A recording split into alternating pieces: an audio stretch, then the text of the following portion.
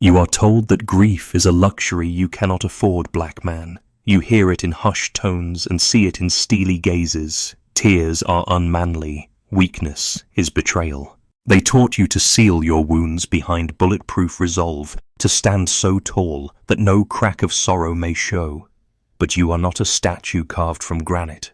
You are flesh-fluid storm. You carry a river of ancestors beneath your skin.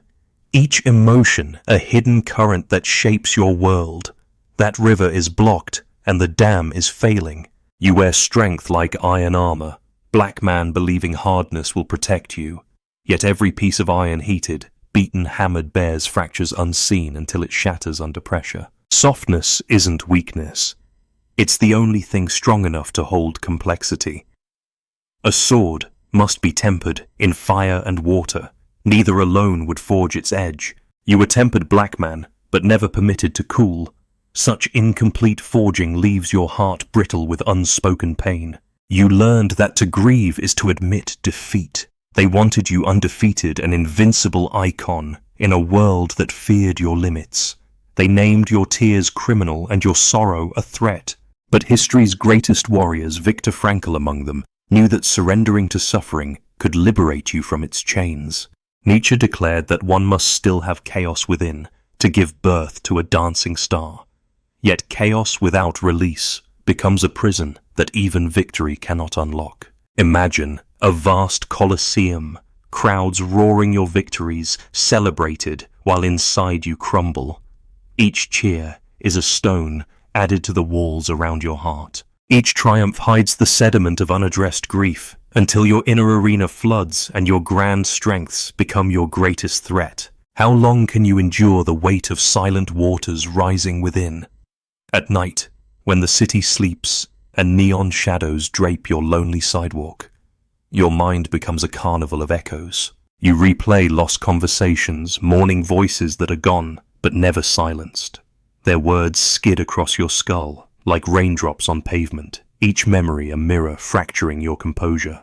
You wander through darkened streets, chased by memories that know no curfew, and still you brandish your strength like a beacon, refusing to admit that you search for something no armor can protect. Consider the boardroom where decisions hinge on unemotional logic, as if feeling undermines intellect.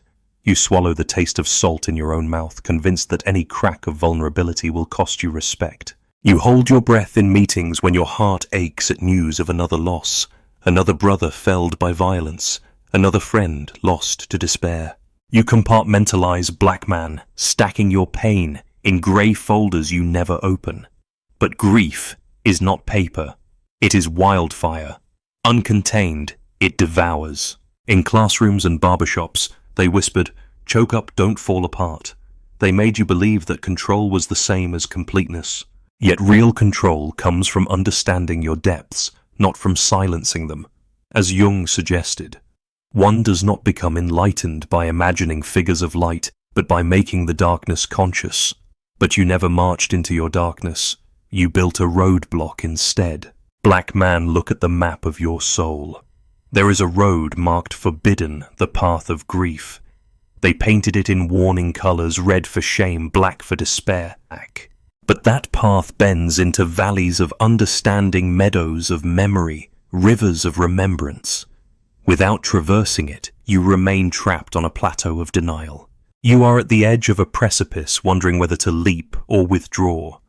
The question is not whether you can grieve, it is whether denial has already killed the spirit you defend. How many breaths will you hold before your lungs rebel? How many hollow congratulations will ring in your ears while your spirit hollows out? You stand at a crossroads where one path leads to a battlefield of unspoken sorrow and the other to a grave of unclaimed release. Yet both roads are walls if you refuse to recognize their sameness. The real question stares you in the mirror.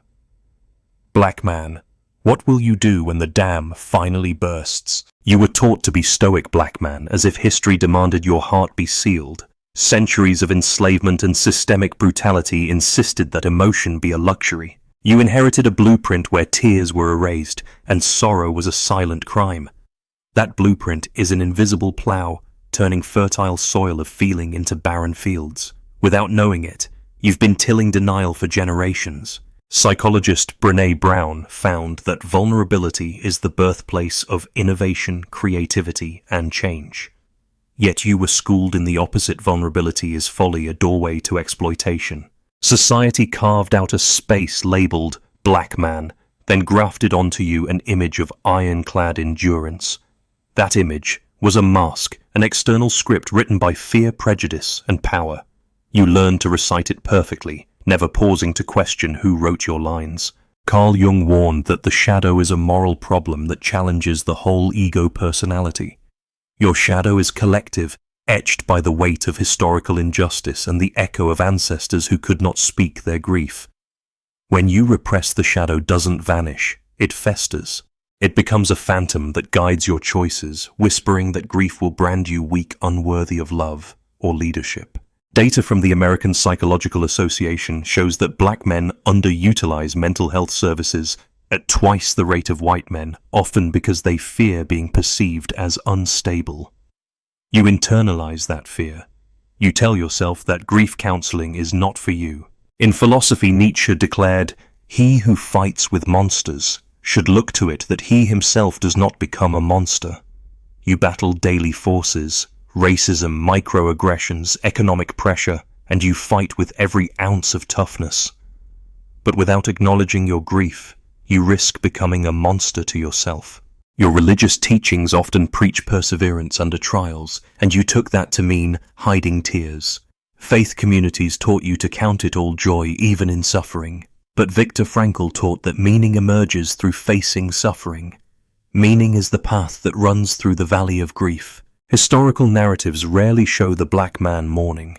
Monuments celebrate his strength but erase his sorrow. Textbooks detail battles but skip the funerals. Your personal history mirrors that. You post triumphs on social media, but your loss stays in dark DMs. In countless barbershops, elders whisper coded advice: "Don't let 'em see you sweat." Those words anchored you in a code of silence. Yet the cryptic counsel overlooks a vital truth. Sweat is the body's release valve. When pressure builds in your system, emotional, psychological, spiritual, you need an outlet. Tears, like sweat, are the body's means of purification. You feel compelled to perform strength at every turn, even when your spirit fractures. You mask exhaustion with brisk smiles. You white-knuckle your phone when reading bad news. You force laugh lines over the tears waiting to fall. With each performance, you distance yourself from your authentic self. You become an actor on a stage, without an audience, adrift in a performance that never ends. Philosophers from Marcus Aurelius to Cornel West remind us that self-knowledge is the greatest freedom, but you were never guided toward that freedom. Instead, you were handed armor and told to wear it. You never learned to remove it, inspect the scars beneath, or let fresh air touch the wounds. You were locked out of your own interior, a stranger in your own psyche. Consider the economic studies showing that suppressed grief increases cortisol levels, contributing to hypertension, a leading cause of death for black men. While you thunder through your day with indomitable will, your body is quietly suffering. Your heart races, not just from ambition, but from unspoken sorrow. You've internalized a paradox: you demand control, but remain controlled by unhealed grief. The very thing you call weakness has dictated your life script. At board meetings, at family gatherings, at the gym, you stand guard over a territory you cannot name. You fear that naming grief will unleash chaos, yet the true chaos lies in suppressing it. The problem is not lack of strength, black man. It's misdirected strength. You wield it like a sword against yourself. You've been forged by society's heat, but never quenched in water of reflection and release. Without that quenching, you risk shattering instead of shining. The question now is not how to bury your grief deeper, but how to excavate it safely. How to unlearn a script written in fear and pain to rewrite your narrative with courage and compassion. The hidden problem is not that you feel too much. It's that you feel too little of what matters: acknowledgement, acceptance, and authentic expression. You carry the burden of ungrieved loss, black man, and its toll is stealthy but savage. Your body becomes a battlefield where stress and sorrow collide. Studies in neuroscience reveal that unprocessed trauma rewires the brain, heightening the amygdala's alarm system while shrinking the hippocampus, the seat of memory and learning. You find yourself trapped in hypervigilance. Every horn blare, every raised voice sends your pulse soaring. That fight-or-flight response, meant for real threats, now fires at shadows of grief you refuse to face. Your relationships bear the scars. Intimacy feels foreign, as if love demands vulnerability you deem too dangerous. You deflect with humor or irritation, cutting conversations short when they veer toward emotion. Your partner wonders why you retreat into silence when she reaches for your hand. Your children learn early that tears are forbidden in your house. They inherit your script of stoicism, passing it to their friends, perpetuating the cycle. Generations suffer beneath the weight of your unspoken sorrow. In boardrooms and break rooms, your ambition masks an ache. You thirst for achievement, promotions, awards, recognition, but the accolades feel hollow. Each success brings a momentary rush, then emptiness. That hollowness is grief's echo, a reminder of people you lost and moments you abandoned to maintain facade. You chase the next victory to fill the void, spinning on a hamster wheel of performance. At the finish line, there is only another lap. Health consequences mount. The American Heart Association reports that chronic stress, a signature of suppressed grief, increases risk of cardiovascular disease by up to 40%. Hypertension, stroke, and metabolic syndrome loom over you like silent predators. You push through morning runs and weightlifting, believing fitness absolves you of fragility. Yet beneath sculpted muscles, your arteries constrict from constant adrenaline and your heart carries hidden burdens. Workplaces reward your resilience. Black man. But resilience without recovery is breakdown in disguise. You power through deadlines and crises, never asking for help, never taking mental health days. When burnout strikes, you describe it as fatigue, not acknowledging the deeper collapse of spirit. You swallow your pride and keep working, attributing exhaustion to lack of sleep rather than emotional depletion. You mistake perseverance for progress, when in truth you're digging a deeper grave for your well-being. Cultural biases intensify the cost. Stereotypes cast black men as naturally aggressive and impervious to pain. When you show struggle, you risk confirming prejudice, the unstable black man. So you hide fractures behind a smile and a stern tone. You resist therapy for fear of labeling. You endure nights of insomnia rather than confess fear. You numb with late-night scotch or streaming shows, sedating grief instead of releasing it. Yet the sedation never silences the ache. It only dulls your capacity for joy. Anecdotes from friends reveal the human price. Your brother-in-law snapped under pressure, an outburst that scared his own children. He later confessed that unspoken grief over his father's death had corroded his patience until it exploded. Your college roommate sank into depression when his partner left.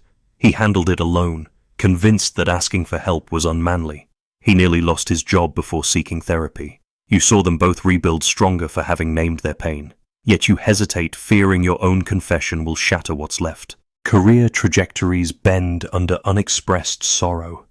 You might avoid leadership roles that require emotional transparency. You dismiss opportunities to mentor others because sharing vulnerability feels like betrayal. You excel in technical tasks, but shy from roles demanding empathy. That self-limitation erects invisible barriers to your purpose. Meanwhile, your potential remains stifled, unread chapters in a story never told. Even your spiritual life suffers. You pray for strength without ever whispering pleas for healing. You attend services seeking resilience, not release.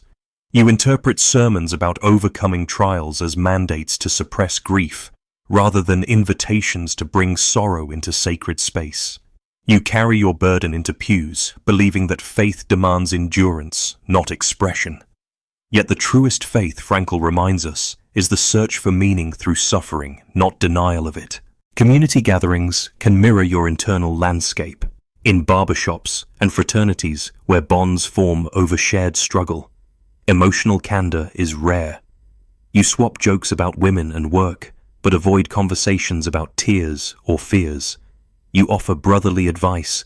Keep your head up, but none of you teach how to mourn. You form tribes of silent fighters, each battling grief alone. The camaraderie masks loneliness. The loudest laughter echoes in empty rooms. Black man, how long can you carry freight that warps your body, fractures your relationships, and narrows your purpose? Every unshared tear is a deposit in the bank of unresolved pain, compounding interest with each passing year. The currency you spend is your health, your connections, your potential. The balance grows steadily negative. At some point, even the strongest credit line is frozen. This is the silent fallout, the health crises that strike your body, the emotional barriers that isolate your heart, the career ceilings you build around yourself. Grief, when denied, becomes the ghost architect of your life's worst outcomes. The question now is not how to avoid grief, but how much longer you can afford to. You've seen the wreckage. Grief can leave, black man, and now you stand at a new crossroads. One road leads deeper into denial, the other toward rebellion. Rebellion against the tyranny of unspoken sorrow. Rebellion that begins by naming what you've long refused to face. Your first act of defiance is simple yet seismic. Admit you are human, not the unbreakable fortress you were told to be, but a living, breathing soul with cracks that let the light in. Marcus Garvey once urged black men to wake up and live, yet you've been asleep under layers of obligation. Waking up means feeling every pang of loss, tracing its lines across your heart, and giving it voice. You start by writing a letter to the friend you lost, a journal entry, to the father you never met, or a poem for the brother whose laughter still echoes. You speak to paper what you cannot say aloud. Then you seek sanctuary in unlikely places. Barbershops need not be vaults of silence. They can become councils of healing. You propose a new ritual before the clippers buzz. Each brother shares one moment of loss. You listen without judgment. In that circle, vulnerability becomes currency. You see eyes glisten, voices tremble, and you realize the mask you wore was thin as tissue. You discover solidarity in shared tears. Therapy isn't for the weak, black man, it's for the brave. Research from the National Alliance on Mental Illness shows that talk therapy reduces depression and anxiety in 70% of participants. Imagine a space where you speak without interruption, a room where your grief is mirrored back to you with compassion. You find a counselor who understands your cultural context, who speaks your language of resilience and release. You learn that naming emotions rewires neural pathways, transforming fear into forward motion. Look to those who have shattered the mold. Think of Chadwick Boseman. He embodied superhero strength on screen while privately wrestling illness and grief. In embracing his vulnerability, he revealed a deeper power, authenticity. Or consider LeBron James, who speaks openly about the trauma of youth and the loss of mentors, refusing to let his silence define him. Their courage is not a myth. It's proof that confession can be the catalyst for transformation. You don't have to be a celebrity to enact rebellion. Find one brother in your neighborhood to walk with you. Schedule a weekly grief walk through the park. With each step you name a hurt aloud. I grieve my youth stolen by fear. I grieve my silence around my mother's death. I grieve the dreams lost to pain. The air cools your tongue. The rhythm of your feet anchors your confession.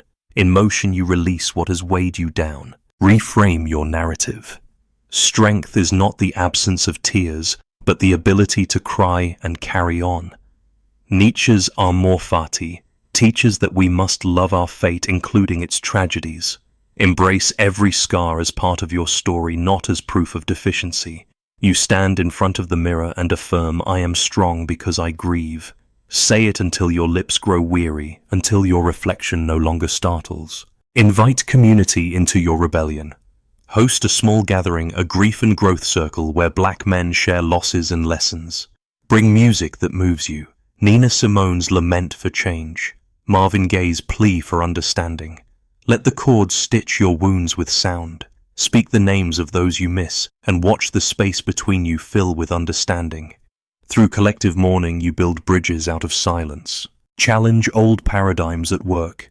Next time a project falters, instead of masking frustration, admit the toll it's taken. I've been pushing too hard, and I need support. You'll be surprised when colleagues respond with empathy rather than disdain. Research in organizational psychology shows that leaders who display appropriate vulnerability earn more trust and loyalty from teams. By risking candor, you redefine leadership and inspire others to follow. Rebellion also means reshaping faith. Bring grief into your prayers. In your quiet moments, whisper both "thank you" and "why me" to the divine. Read Psalms of lamentation, ancient poems steeped in raw emotion, and feel permission to voice your rage and sorrow. In that sacred honesty, you rediscover faith's true power, its ability to hold grief as sacred material for transformation. Finally, enact ritual of release. On the anniversary of a lost plant, a tree, or release balloons inscribed with messages to the departed. Let your grief rise into the sky or sink into the earth, knowing you have honored it. In that ceremony, you complete a circle, naming pain, offering it space, and then letting it go. You prove to yourself that grief is not a parasite, but a teacher guiding you toward wholeness. This rebellion is not a one-time act. It's a lifetime commitment to authentic living. Each confession, each ritual, each circle of solidarity chips away at the dam, blocking your river. You will spill tears, yes, but those tears become currents that nourish your spirit, your relationships, your legacy. Black man, you've broken the code of silence. You've seen how grief, once unshackled, can become your greatest ally. You stand stronger, not despite your sorrow, but because of it. And now the final question awaits. Will you let your grief free you, or will you let it drown you? You have carried grief like a hidden weight, black man, believing that to lift it would crush what you thought was unbreakable. But here is the ultimate truth. Strength and softness are not opposites. They are two sides of the same blade. A sword must be both hard enough to hold an edge and flexible enough not to snap. Your heart is that blade, tempered by sorrow and solidarity. Imagine standing at dawn on a deserted shoreline. Waves of memory lap at your feet, each crest a loss remembered, each trough a moment of silence honored. You feel the cool water's gentle pull around your ankles, urging you to surrender to its flow. That pull is your grief calling you home, inviting you to merge with the vast ocean of shared human feeling. To resist is to remain stranded. To release is to voyage. You once saw tears as betrayal, but tears are the language of the soul, transcribing what the mind cannot yet speak. When you weep, you crack open the dam of denial and let the river run. In that flow you find power, the power to connect, to create, to conquer, not by forcing the world to bend, but by bending graciously with it. Nietzsche's will to power takes on new meaning when channeled through vulnerability. Your will becomes power over fear. Softness gives strength its purpose. Without softness, strength is aimless force. You have stood like a statue, unyielding, unfeeling, until the storm of grief eroded your foundation. But when you stand like a tree, roots deep in memory, branches reaching toward hope, your strength is alive. Your branches may tremble in the wind of loss, but they also bear the fruit of wisdom. Carl Jung taught that individuation, becoming whole, requires integrating shadow and light. Your shadow is grief. Your light is your resilient spirit. Integration means embracing both. When you invite grief to dance, you transform it from a chained ghost into a partner guiding your steps. The music of mourning becomes a rhythm that informs your stride, giving each movement meaning. Consider the paradox. The man who cries most deeply often laughs most freely. His laughter is not denial, but affirmation, a testament that his tears have carved space in his soul for joy. You fear that joy without armor will slip away, but joy held in a softened heart is the most enduring.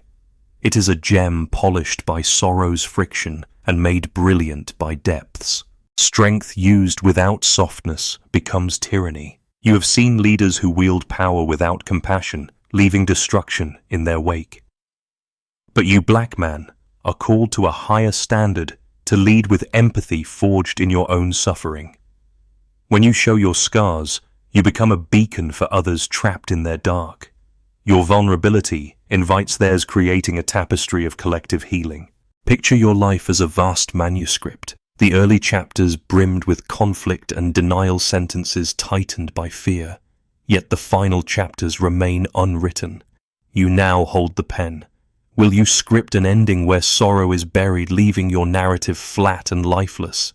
Or will you write a finale where grief is acknowledged, transformed and folded into the mosaic of your becoming? Your ultimate freedom lies not in vanquishing grief, but in honoring it as an ally.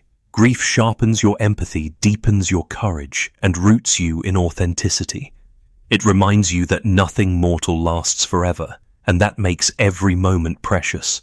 It compels you to speak your truth, to embrace your flaws, and to cherish connections that outlast fleeting triumphs. You once wondered if grief could kill you. It can, but only if you let it fester. When you let it flow, it gives life to your purpose. Each tear you shed waters the seeds of compassion you plant in your community. Each confession you make breaks the cycle, offering permission for another brother to step into the light. Your grief becomes the currency of liberation. And so, black man, you stand at the edge of that shoreline again, not as a man broken by loss, but as a man baptized in it. The ocean of grief stretches before you, vast and unpredictable. You feel its pull, not as a trap, but as a call. The final haunting question echoes on the horizon. Will you retreat from the waves and remain confined by your own dam, or will you step into the tide and let your grief carry you toward true strength?